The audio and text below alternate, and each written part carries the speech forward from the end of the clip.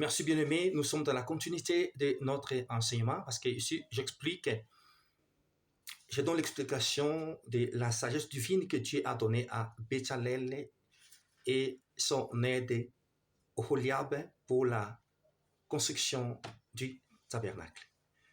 J'avais dit que Moïse, il était de Lévi, celui que Dieu avait donné la vision. Et Moïse ne pouvait travailler seul, il devait travailler avec Béchalel. Béchalel était de Juda et Oholiab était des Danites. Pour dire que sur le plan de la rédemption, nous voyons Lévi, nous voyons Juda et Dan. Ça, c'est la façon dont Dieu marche. Pour construire le tabernacle, Moïse a eu la vision. C'était depuis l'éternité parce que la montagne nous parle sur le ciel. La montagne dans la Bible a plusieurs significations. La montagne peut signifier l'éternité. La montagne peut signifier un roi. La montagne peut signifier le ciel. La montagne peut signifier une épouse. La montagne a plusieurs significations. Mais quand Moïse a monté sur la montagne, c'est là où Moïse, c'est la dimension céleste, c'est là où Moïse devait prendre la vision du tabernacle pour qu'il puisse répéter ce qu'il a vu sur la montagne. Mais Moïse ne pouvait jamais travailler seul. Et Dieu devait choisir des personnes. Ce n'était pas Moïse qui a choisi des personnes pour travailler avec lui, mais c'est Dieu. Le choix vient de Dieu.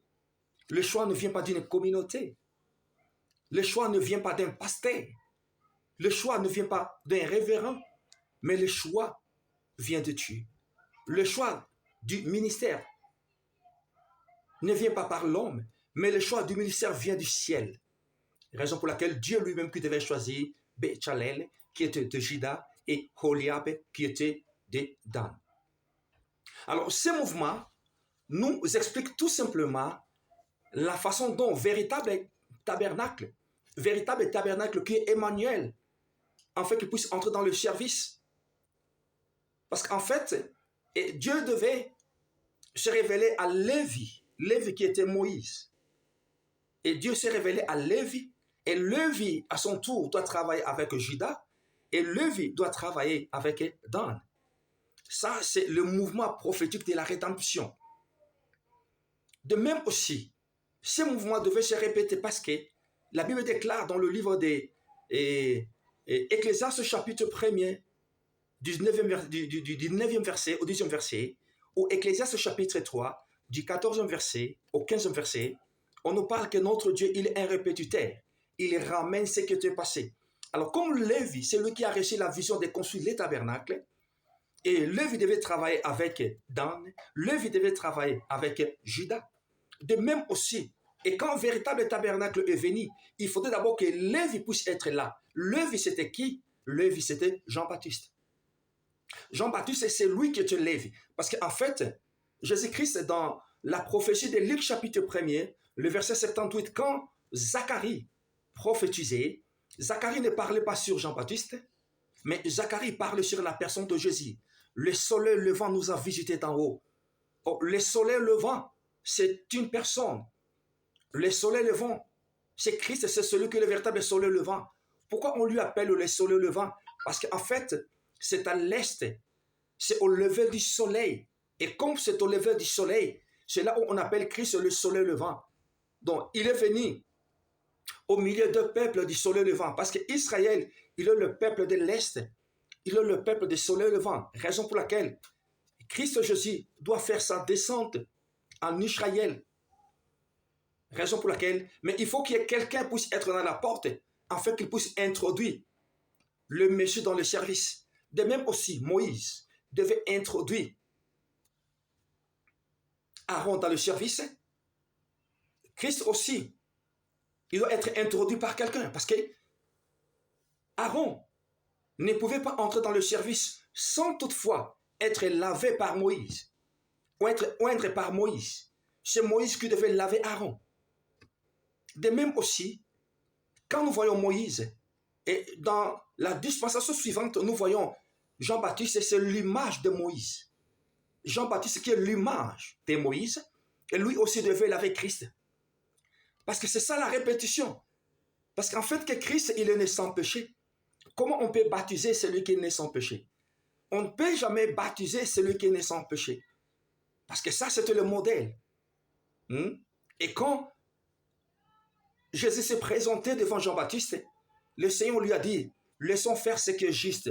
Or, ce qui est juste, ce n'est que la répétition de ce que Moïse avait fait à Aaron. Parce qu'Aaron, c'est lui qui était le souverain sacrificateur. C'est lui qui était le chef du peuple. C'est lui qui devait apporter Israël sur le pectoral.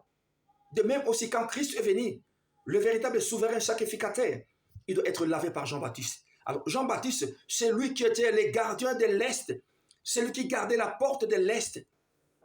Parce que la porte de l'Est était gardée par un Lévite qui était Jean-Baptiste, afin qu'il puisse introduire Christ Jésus dans le service. Pour dire que c'est Jean-Baptiste qui devait laver Jésus. Or, ça, c'est la répétition, la façon dont Aaron devait entrer dans le service. De même aussi, Christ aussi devait entrer dans le service comme le véritable souverain sacrificateur. Il doit être lavé par le Lévite qui était Jean-Baptiste. Que le Seigneur vous bénisse. Et ce par là, nous voyons. Et cette répétition, et Dieu devait travailler avec Judas, avec Dan. Raison pour laquelle nous voyons pourquoi Dieu devait travailler avec Judas, avec Dan. Parce que Béchalel, il était de Judas, et Holiab, il était les Danites. Ça, c'est tout un mouvement prophétique pour dire que le plan de la rédemption est caché par Lévi, par Judas et par Dan. Ces trois marches-là, les trois tribus-là, c'est là où est caché le plan de la rédemption. Parce que dans l'ombre, et Dieu devait choisir un peuple, le premier-né. Parce que le Lévite, ils étaient le premier-né de Dieu. Même le bétail de Lévite, ils étaient le bétail de premier-né de tout le bétail en Israël.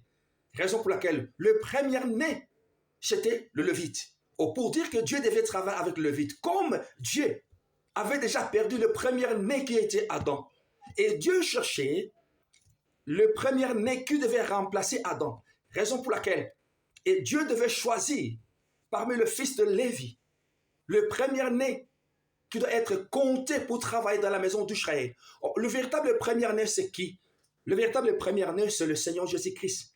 Parce que d'abord, nous devons comprendre, le Seigneur Jésus-Christ, avant qu'il puisse être le premier-né de Dieu, d'abord, il doit d'abord être le premier-né de Marie.